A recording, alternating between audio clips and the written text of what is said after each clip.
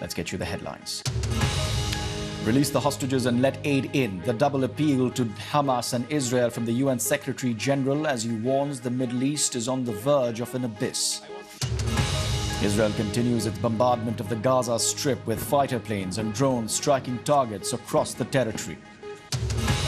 The White House says Israel has turned on the water supply in southern Gaza following a conversation between the US President and the Israeli Prime Minister. And the US Secretary of State Antony Blinken is to return to Israel following talks in the region. He says that Israel should take every precaution to avoid harming civilians. Should we look at this morning's papers, the front pages? And here's The Sun. Fury and fear, the headline, carrying comments from Israel's Prime Minister Benjamin Netanyahu, who the paper says has vowed to wipe out Hamas. The Sun's saying that Israel hopes the ground operation will lead to the rescue of some of the hostages who are being held in Gaza. The Times reports on the estimated 1 million people affected by the conflict in northern Gaza and claims Mr Netanyahu shows no sign of heeding calls for restraint. The paper says the Israeli Prime Minister is preparing his country's military for a retaliatory invasion that is likely to lead to a prolonged occupation. Here's the front page of the Daily Mirror this morning. Middle East on the brink is the headline. The paper saying that Israel is facing a fight on three fronts, from Gaza, Lebanon and Syria, amid fears that the conflict there will escalate into what it calls all-out war. And the Metro reports that Israel claims to have killed a Hamas chief who it claims masterminded some of last weekend's attacks. The paper says hundreds of people were killed in assaults planned by Bilal al-Qadra, a senior Hamas commander.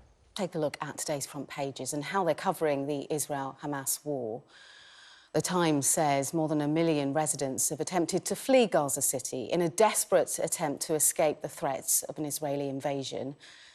Hamas chiefs are said to be blocking escape routes in Gaza. That's The Sun. The Daily Telegraph leads with Israel vowing to destroy Lebanon if Hezbollah enter the war.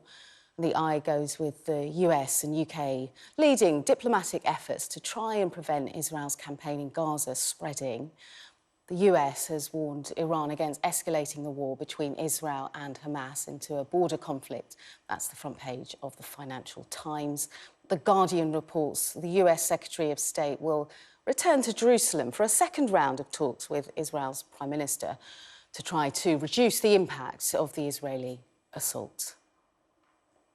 And if you want to see any of those front pages again or read the stories, scan the QR code, it's on the screen. At least 2 people have been killed and more than 150 injured by a 6.3 magnitude earthquake in western Afghanistan. Residents in the city of Herat said that they had just begun to return to their homes after 2 previous powerful earthquakes when the latest tremors hit. An aid worker said people had been left traumatized. Officials at Hong Kong International Airport uncovered 11 kilograms of suspected cocaine hidden in the cushions of this electric wheelchair. The haul, worth just over £1.2 million, was found when a 51-year-old man was going through customs on Saturday. The man, who travelled from the Caribbean country of Saint Martin, has been arrested. Russian Foreign Minister Sergei Lavrov is due to visit China this week as President Vladimir Putin prepares his own visit to Beijing soon. A spokeswoman said Lavrov would arrive on Monday to take part in the One Belt, One Road Forum and hold talks with his Chinese counterpart Wang Yi.